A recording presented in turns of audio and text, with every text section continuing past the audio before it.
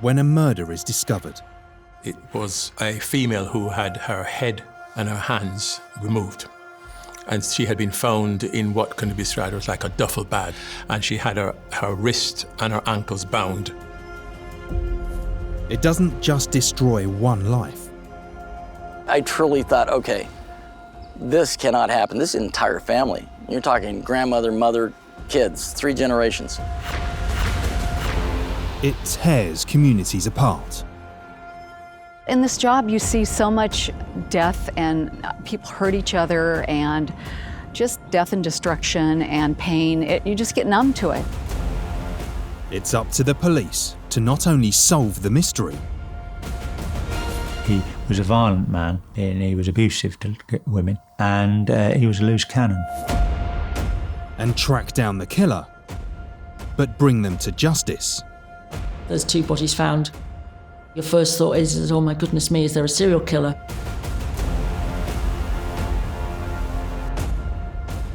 In this episode, a cold murder case suddenly reignites. We began interviewing everyone, and that's when we unfolded the secret of one individual who had a penchant for violence for women and children. Meet the murder detectives. The group of victims continued to get bigger and bigger and bigger. It was a very emotional time for all of these witnesses.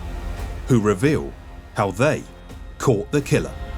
This man appeared to be a monster, and no one knew it.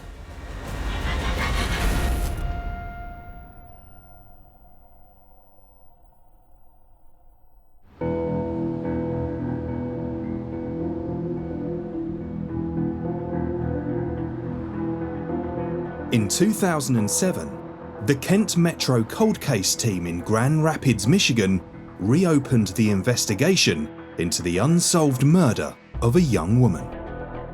Kathy's homicide occurred March 19th, 1976. This is the location of where Kathy Darling was murdered. The Grand Rapids Police Department is called to the location of Kathy Darling's home, in which the caller indicates that he found his female friend deceased inside the home. So when the police arrived, they went upstairs to her apartment and found her naked on the bed. She had been strangled, beaten, and sodomized at that home.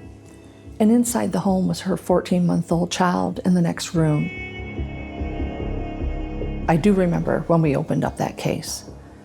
It was heartbreaking that this young 17-year-old mother of one who was pregnant had been so violated, and her family has had no answers. The Cold Case team was set up in 2006 with the specific aim of re-examining a number of unsolved historical cases. The Kent Metro Cold Case team was a multi-jurisdictional team comprised of 3 different agencies: state, local, and county. It was set up because the Kent County Sheriff decided that we needed an unconventional approach to solving these cold cases that plague all of us in law enforcement here. There was approximately 180 unsolved murders back in 2006 when this team was formed. The expectation was we would work it for a little bit and it would fold. No one had any idea the success that this team would have. One of the unsolved cases handed to the team was the murder of Kathy Darling from 1976. 31 years later, while revisiting her case, Sally and her colleagues made a visit to Kathy's family. Kathy Darling's family was elated that the cold case had remembered their loved one and was going to try to find some answers for them. I remember sitting in their home with the brothers and Kathy's mother, and you could see the tears in their eyes when we said that we were going to do our best to try to solve this case. The team thought her case may be related to other murders of the time.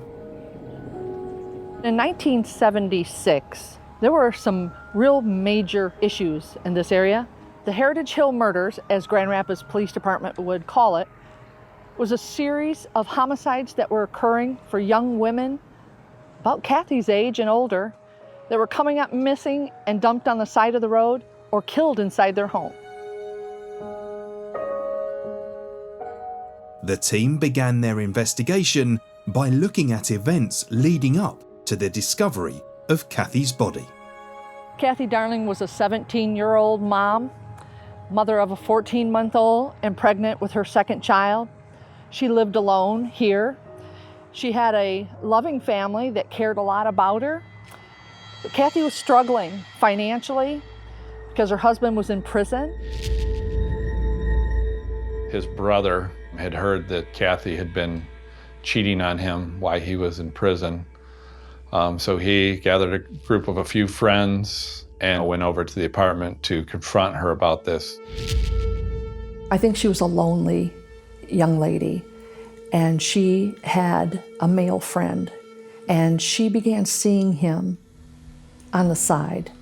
At least she thought it was on the side. On March 19th, 1976, Kathy's brother-in-law and 4 of his friends arrived at her apartment. 5 individuals come up those stairs to the back of the apartment where Kathy lived, and they pounded on the door. Her boyfriend is inside that home.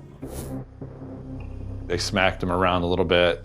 He ended up escaping, and they chased after him. He ran into a local restaurant in the area and had them call for the police to come. Grand Rapids police were called to the restaurant, and an officer showed up and took a police report and talked to the group and basically told them to settle down and told them all to go home. The following day, the boyfriend returned to Kathy's flat to check on her and made an horrific discovery. The leads back in 1976 when this happened were the boyfriend and the group of people that were the last ones to be at her apartment the night before. They did as much as they could back in 1976 to interview, to give polygraphs. They did submit some of the physical evidence to the State Police Crime Lab back in the 1970s. There was blood typing that was done, things of that nature, but it just wasn't a real exact science yet. They relied more on confessions, eyewitnesses, that type of information to help solve cases. So the cold case team re-examined the evidence. The evidence that was recovered from Kathy Darling's bedroom were a number of items that were clothing, bedding, the sheets that she lay on, objects that were used to sexually assault her. All those items were taken to our crime lab and were sent for forensic testing, hoping that we might be able to get something that would jumpstart this case. So the ideal situation is that the item, when it was originally examined, has been processed in a way which is utterly clear, that the records, the contemporaneous records, are still available so that we can see what happened to it. The absolute gold standard of evidence is that we have the original item itself. That's been retained through the course of the intervening period. Now, if we've got the original item and we've got the original records, then it's very easy for us to sort of look at it and reevaluate it using today's forensic technologies. It was a collective effort in trying to determine who caused the death and what caused the death of Kathy Darling. And so we utilized everything that was available to us, and unfortunately we came up empty-handed as well. But that didn't deter us. When we opened up this investigation, we opened up a series of investigations, specifically the Heritage Hill murders. The beauty of working cold cases from a multi-jurisdictional team is we can have up to 20 cases open at a time. The team had discovered similarities between Kathy's murder and another cold case in their database, a murder that occurred on August 25th, 1979. A City of Grand Rapids trash collection crew was helping police search for a woman missing since Friday night. The crew found the body in the weeds alongside some railroad tracks in an industrial neighborhood just south of Fulton Street. The victim is 21-year-old Diane Holloway, a postal worker from suburban Wyoming.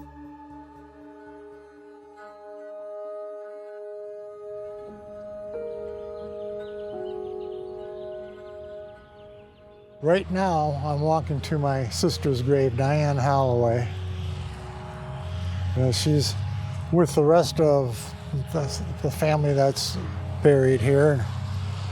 It's my dad and my mom, and my brother, and here's my sister Diane. Yeah, she shouldn't be here, but she is.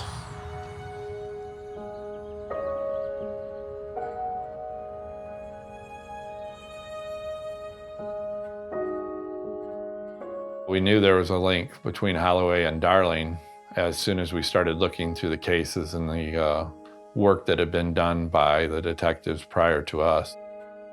We felt very strongly that both of these cases need to be cases that our team thoroughly investigated the best we could.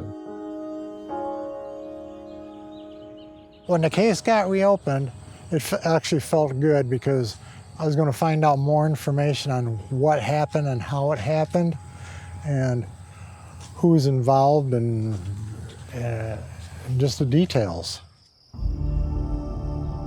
Diane Holloway was a 21-year-old female, and this is the location where the police ended up finding her in 1979. When her body was located, she was nude. She had some ligature marks on her neck.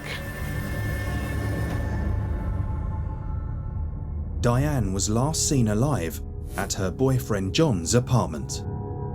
In the early morning hours, Diane Holloway got off work and was dropped off. This was late Friday evening, early Saturday morning.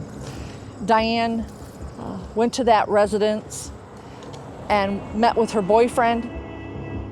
When she arrived at his apartment, John was there, and there was also a group of men and a young lady who were there at John's apartment, and they were all drinking. So they had a small party of some sort that evening.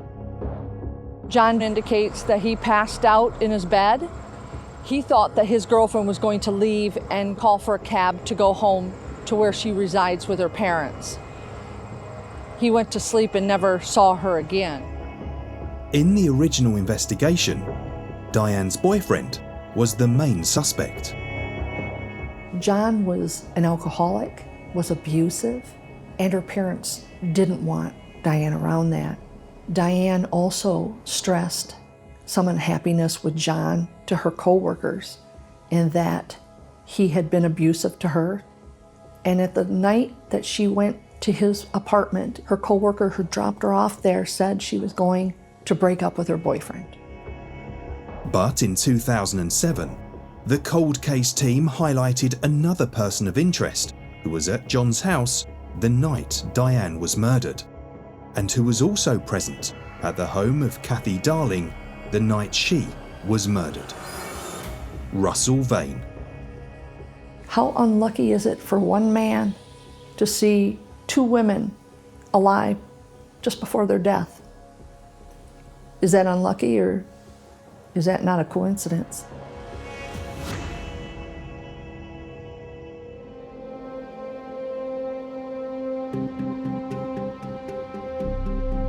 In 2007, the Kent Metro cold case team had linked two murders from the 1970s. They were reinvestigating the deaths of 17-year-old Kathy Darling and 21-year-old Diane Holloway. When we opened up Kathy Darling's case from 76 and Diane Holloway's from 79, it was there that when we had a database that we were able to put together, that there was a man that was at both scenes that saw the victim alive in the early morning hours. That would be Russell Vane.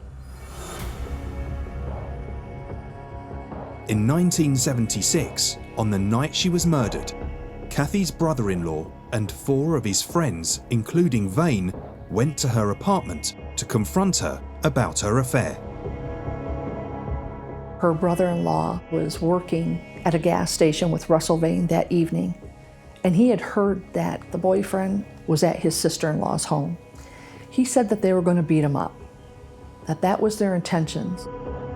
3 years later, in 1979, Russell Vane was also at the home of Diane Holloway's boyfriend John on the night of her murder.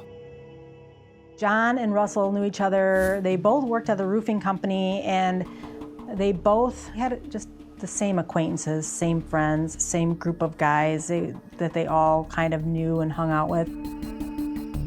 From the interviews of all the people that were there that evening, Russell Vane himself admits that he was the last one with Diane prior to her leaving to go make a phone call for a cab. If you had multiple women or men assaulted and killed, if you have the same person there at the scene of both crimes, that's a pretty good clue there. That's a rarity in any cold case investigation or even an active case. At the time of the original investigation, this link between the 2 cases was not discovered. Sadly for the families of both victims, the investigations were abandoned. This was a time when they didn't have databases. They didn't have DNA. So those 2 murders were treated as 2 separate murders. So the police officers investigating each murder wouldn't have had a link to each other, so wouldn't know that Vane actually was the last person to see both of these women alive. And for Diane's brother Bruce, her loss is something he still struggles with today. What I found kind of fun with her was that she likes cars. She had a white, I think it was a Malibu, and she had it redone, and she was so proud of that car. She liked animals, and she liked people around. She's an easy to smile person. You know, it's, yeah, I think she would have made a great mother, you know, but we'll never know. If somebody's missing, you know, you can always hope for them to come back. But when they find a body, you know, that's it. You know, it's it. It was her.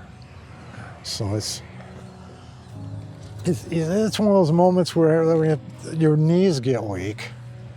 You feel like you can't get any air. You just don't know. You just want to hug somebody. You hug your parents. It affected my dad, and then, like, he died in 1996, and he never did find out who really murdered his daughter.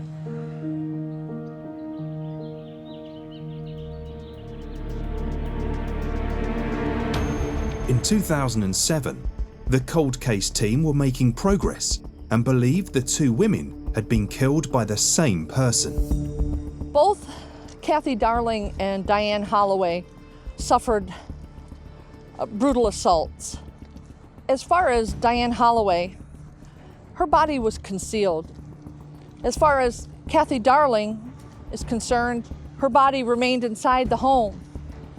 But she suffered a horrific ordeal inside that house and also had ligature marks across her neck. She suffered the same fate as Diane Holloway. Although the team believed Russell Vane was instrumental in both their deaths, they still had to find proof.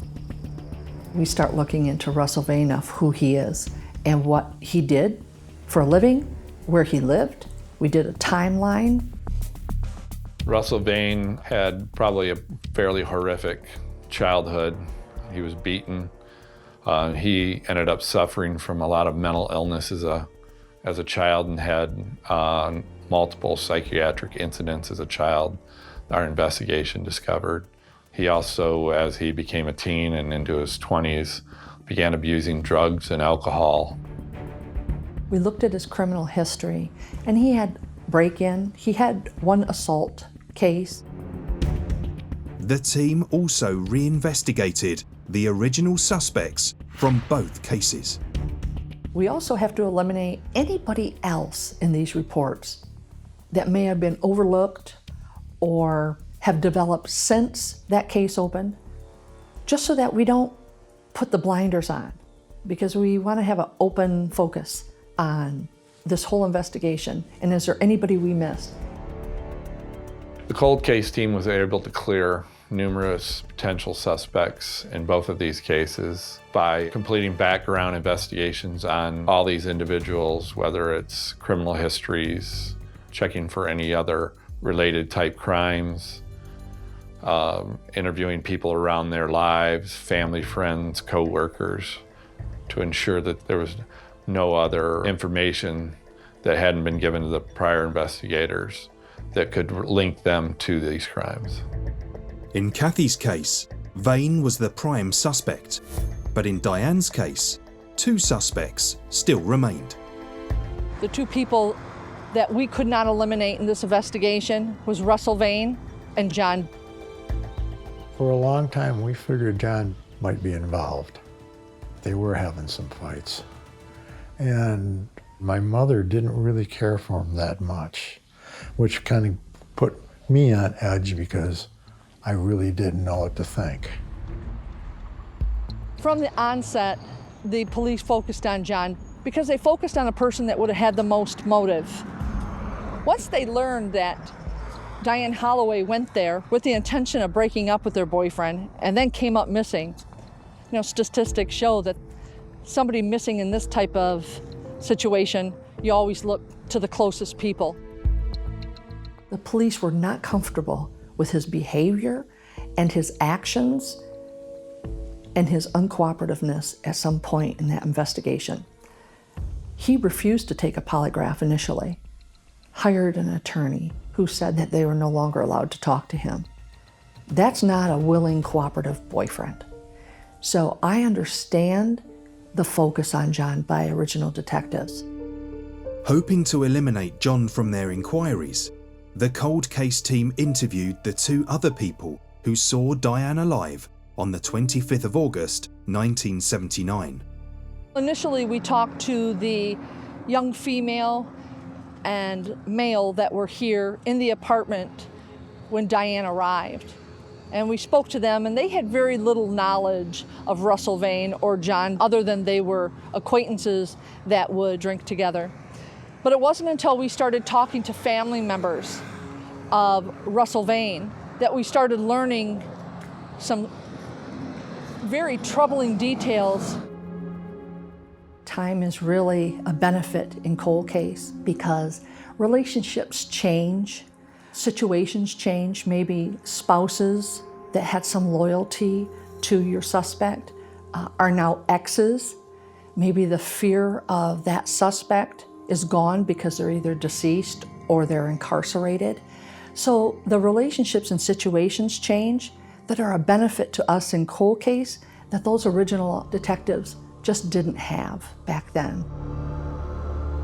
Every person we talked to made us convinced that Russell Vane is our person of interest, and the focus shifted from John to Russell Vane, and we knew we had uncovered a monster.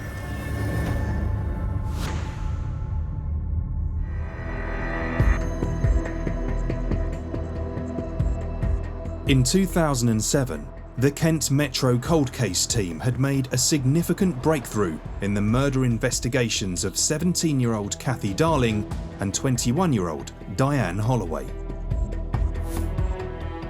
Their number one suspect was Russell Vane, but now they had to find definitive proof that he was their killer. The main focus that we had was forensic testing. We wanted to use today's standards, the advancements in technology, in order to maybe prove this case. In 1979, the police had collected clothing close to the location where Diane Holloway's body was found. her blouse, her corduroy jacket, her blue jeans were found at that same location. So it was apparent that whoever took off Diane's clothing discarded it all in one bunch at this certain location and hid it. There were obvious signs of blood on all her clothing. And when they separated the clothes, they realized that there was a cord wrapped inside the arm of the blue corduroy jacket, which was indicative of the same ligature mark that came across Diane's neck. Evidence was also found from the house of her boyfriend, John. There was physical evidence collected at the scene. There was a washcloth inside the apartment, and it had some blood on it. Our first steps were to do a complete inventory of all the evidence and then do a forensic testing on what we had available. While they waited for the results, the team shifted their focus onto Russell Vane. He's somebody we really want to talk to. But before we talk to him, we want to know who he is. And the beauty of our team is there is no rush for us. Whereas the initial investigators, they're on a time frame. They have an active work schedule, and we don't. We're dedicated to these two cases, and we're going to take all our time that we can. And we did a full-blown investigation into Russell Vane. We realized that he was an alcoholic, that he had some violent tendencies when we started to talk to those closest to him. It was quickly determined that he had sexual deviant kind of behaviors with numerous people, families, members, babysitters, friends, girlfriends. Back in the 1970s, they may not have said anything about what Russell Vane did to them. But fast forward 30 years later, and these same little girls are now adult women and now being interviewed about what happened back in the 1970s and early 1980s. And that's when our team started putting together a pattern with Russell Vane and his behavior.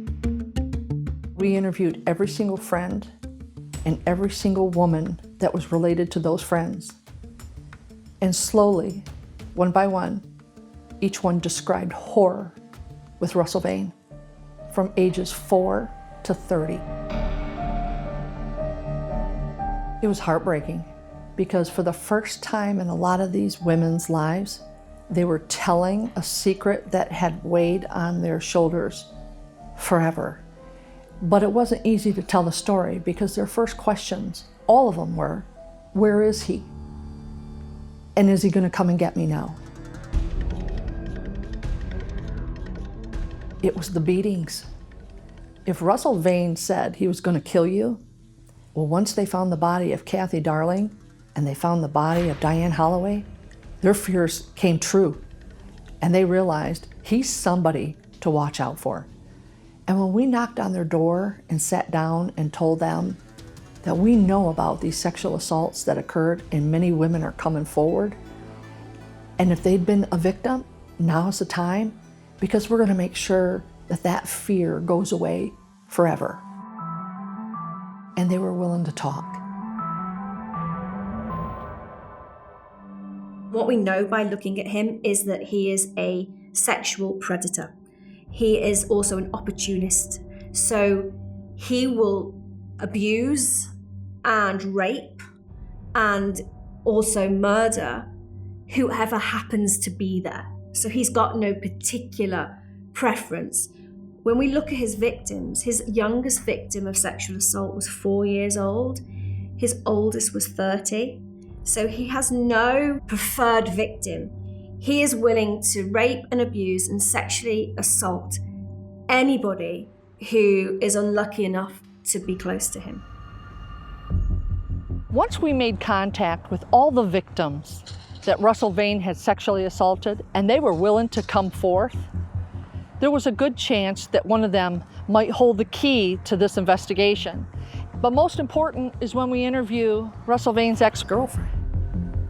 At the time of Kathy Darling's murder, Russell Vane was in a relationship with a young woman called Claudia.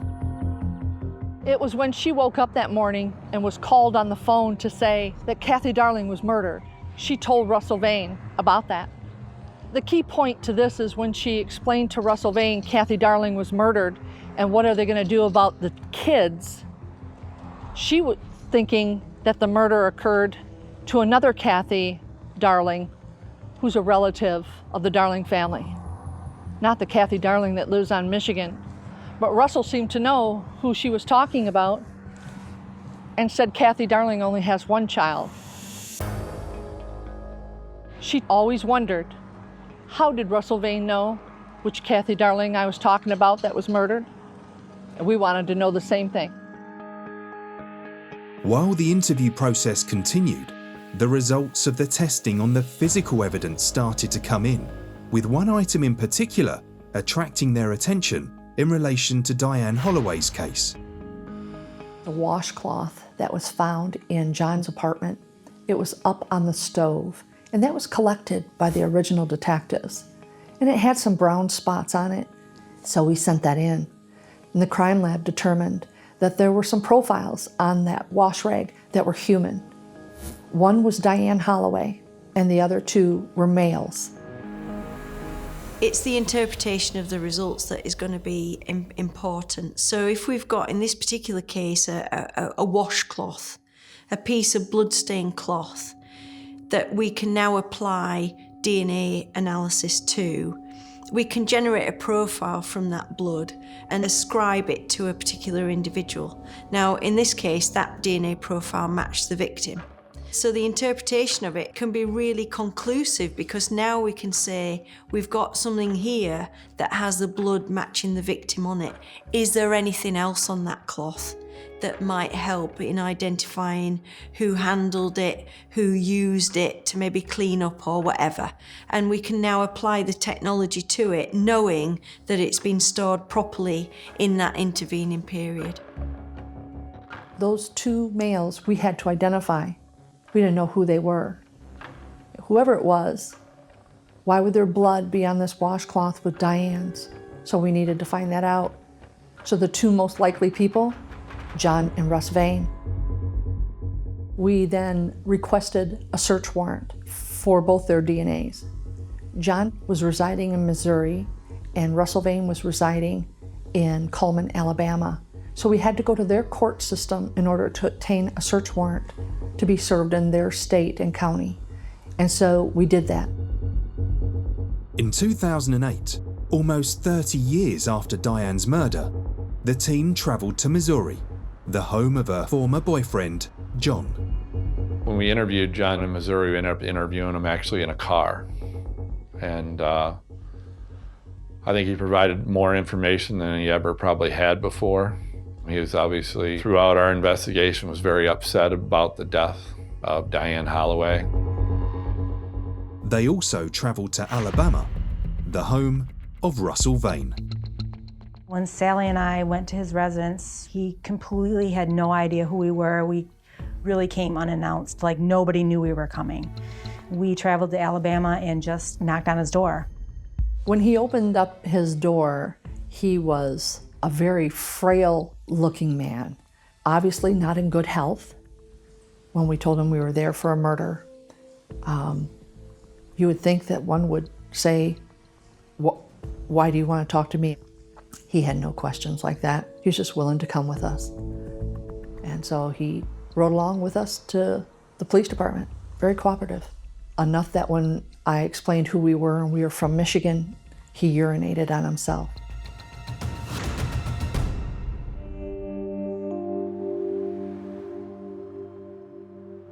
In 2008, the Kent Metro Cold Case team were closing in on their prime suspect, Russell Vane, for the murders of Kathy Darling and Diane Holloway.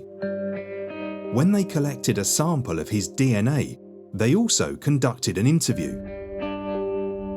One of the things that I recall Russell talking about his involvement is that he confessed that he was the last person to see Diane Holloway and Kathy Darling. He admitted that he was there at both scenes, and probably how unlucky for him. He also tried to downplay his behavior back in those days. There were a lot of things that he would just push aside and try to blame on the fact that he was a drunk and that he would black out and that his memory wasn't very good because of the lifestyle that he led when he was younger. I think the shocking element of this whole case is that here we are trying to solve 2 murders, and we find that they're connected by one person, and then uncovering 20 additional sexual assaults that went unreported throughout this whole era. What a coward, because he preyed on young, weak women and children. His encounters were never with men, they were with women. And how sad that that had to be, because he destroyed every single one of their lives. And it appeared that it didn't affect him. I was disgusted, but I had to put on a strong face and not show my emotion. The team then sent the DNA of John and Russell Vane to the lab for profiling. Although Diane Holloway's DNA had been identified on the washcloth, the odds of matching the 2 remaining profiles was slim.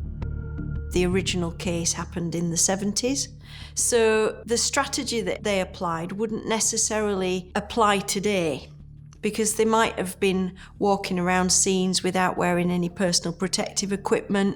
They wouldn't have been necessarily thinking, I mustn't contaminate this item with DNA, because they didn't know that DNA was going to be on the table a number of years later. So cold case review can be really tricky, and it's possible that DNA analysis simply cannot help because there is so much uncertainty about how that item was initially recovered, how it was dealt with when it was initially examined, and whether or not there's any opportunity that the DNA that you're now looking at was put there during the life of the case. After an excruciating wait, the results came back. Russell Vane could not be excluded as being a person who deposited DNA on that washcloth that had Diane Holloway's DNA on it. They also couldn't say definitively, this is Russell Vane's DNA. So it's kind of in the middle. It's degraded to the point where they can't say 100% this is him. They also can't say, we're going to say his DNA is completely not on this piece of evidence. Although promising, this wasn't the breakthrough the cold case team had been hoping for. Without a definitive DNA match, there wasn't enough to arrest Vane for murder. However, the team did have enough evidence to charge him with sexual assault. After 2 years of talking to all these victims, we were going to write an arrest warrant for Russell Vane for 5 of those rapes that we uncovered. We flew to Alabama with the intent of serving an arrest warrant on him and a search warrant on his residence. He was brought to the police department, advised he was under arrest, advised of his rights, and interviewed at the police department in that location. Russell Vane acted the same way he always acted, fairly calm and cool. He never seemed to get upset at really much any point during the course of this investigation. The team decided to request a preliminary hearing. A preliminary hearing is a probable cause hearing to show the judge the type of case that you have and whether or not there is enough evidence to take this to trial. We decided to use that preliminary hearing almost like a full-blown trial. It lasted over 5 days. All the sexual assault victims were brought in to testify. Highly unusual to do that, but we wanted to secure their testimony for fear that they changed their mind and didn't want to testify against this monster. But all of them did. And so they testified about the brutal rapes that they endured. During the hearing, the prosecution also showed key pieces of evidence to the witnesses, among them the rope that was used to kill Diane Holloway. We tried to identify where that cord came from, knowing that that was the murder weapon. And we had great difficulty. We sent that to the FBI crime lab, who did an analysis. There was no physical evidence on that cord, and there was nothing to determine where it came from, only the type of material it was made of. Little did they know that when Russell Vane's ex-partner Claudia took the stand, things would take a dramatic turn.